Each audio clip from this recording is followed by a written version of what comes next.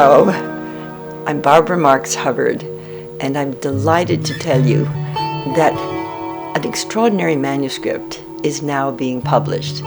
It's called Evolutionary Testament of Co-creation. The promise will be kept. It is an evolutionary perspective on the Gospels, Acts, and Epistles. I'm so excited about this reaching the general public, and I want to tell you a bit of a story of how it happened to me and what I think it might mean for all of us. Many years ago, it was 1980. I had been a member of the World Future Society. I'd been studying with Dr. Jonas Salk. I understood the biological revolution, where they were saying stamp out physical death. I understood the space program. I understood the fact that we were capable of destroying this world as we knew it or evolving it. And I was writing a book on the future of humanity.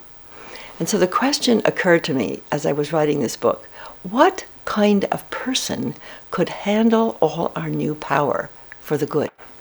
The science, the technology, the nanotech, the artificial intelligence, who would know how to use that? Because we could already see that it could be misused to destroy our environment and indeed our world. So I happened to be taking a walk in Santa Barbara. I was near a beautiful Mount Calvary monastery, and there was at Mount Calvary a huge cross was pointing upward.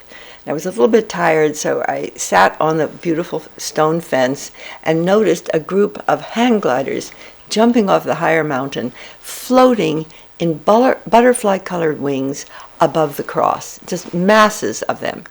And an image occurred to me: mass metamorphosis.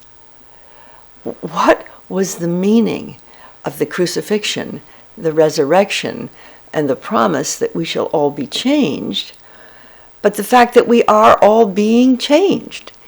And the idea occurred to me: when you love God above all else, you love nature as yourself. You love yourself in the image of that loving, risen Christ. Combined with science and technology, we shall all be changed. And it just started to pour over me that the meaning of the resurrection and the whole history of Western civilization, as recorded in this sacred text, was actually a promise of the next stage of evolution, and that our generation, even in 1980, was right at the threshold of being able to do the works that Jesus did, and greater works, but without Christ love. So I was guided to go into the monastery. I checked in for a silent retreat the next weekend, and I opened the New Testament. And as I opened it, I started with St. Paul: "Behold, I show you a mystery. We shall not all sleep. We shall all be changed. In a moment, in the twinkling of an eye, at the last trump, and the trumpet shall sound, this corruptible will become incorruptible, death shall have no dominion." And I started to write. And what happened was, it was not a theological interpretation. It was not even a mystical interpretation. It was an evolutionary interpretation to realize that many of the things that were spoken of as story, as a miracle, as totally unbelievable to the modern eye, were actually things that were coming true. And so I started to write an evolutionary perspective. And as I wrote, it wasn't channeled. It was what I think of as higher mind. I would read a passage of scripture and say, what does this mean for us? Turn off my analytical mind and start to write as though the future were unloading itself within me. And I wrote 1,600 pages of manuscript. The first part of this was already published in a book called Revelation, through a gift from Lawrence Rockefeller, and now the Gospel, Acts, and Epistles are being published by Muse Harbor Press, and I'm so excited about it. Because what you will see when you read it in this sacred text is the actual passage of Scripture, then my own inspiration of the evolutionary possibility of this actually happening to us. And then the next part of it will be, what do you think? what occurs in you when you read this text.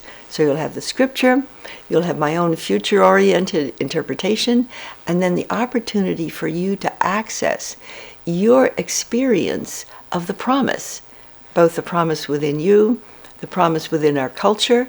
Here we are at possible destruction of our culture, but we're also at the possible birth of a co-creative, co-evolving, even universal humanity. I believe that this text, the Evolutionary Testament of Co-creation, can serve as a catalyst for members of our generation to open our collective eyes and look together at the possibility of the promise being kept. And this is a promise deep in the heart of every human soul, that there's something more, something great, that somehow we are created by a mysterious process of creation that for billions of years has been going to higher consciousness, greater freedom, more complex order, from single cells to multicell, to animals, to humans, to Homo sapiens sapiens. And this book holds out the promise that Homo sapiens sapiens, our species, is giving birth to a new humanity. And that this humanity can restore the earth, can free the people from want, can explore the deeper recesses of inner space and the infinite universe beyond our planet. It's a book of hope, a book of promise. I hope that it will inspire you to look at sacred texts, not only of the Christian tradition and the Jewish tradition, but of all traditions. And I would have a question for all the great sacred texts and religions of the world. And here's the question. What is the unique contribution of your faith to the conscious evolution of humanity? In the particular text that I examined and was inspired by, the New Testament, I think the answer is a vision of the future of infinite possibility when we love one another. Thank you.